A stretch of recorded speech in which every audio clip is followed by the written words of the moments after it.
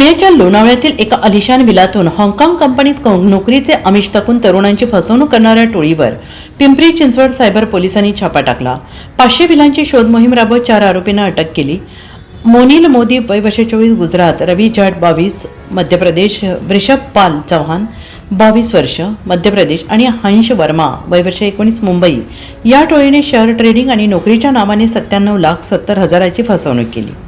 1 कोटीपेक्षा जास्त रक्कम गुजरात खात्याहून क्रिप्टो मार्गे विदेशात वळवली। फसवणुकीची डावखता बनावट ऑफर लेटर, आयडी कार्ड दाखवून नोकरीचं खोटं आमिष, त्यानंतर मोठा नफा वचनबद्ध करून पैसे ट्रान्सफरला भाग पाडणे।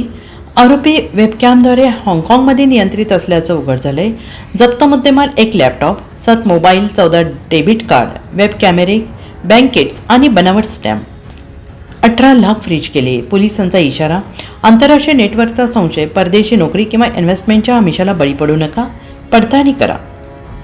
साप्ताहिक पोलीस वॉरंटच्या स्थानिक बातम्या आणि व्हिडिओ नक्की पहा, लाईक करा, शेअर करा, कमेंट करा आणि तुमच्या स्थानिक बातम्यांचे व्हिडिओ आमच्यासोबत शेअर करा।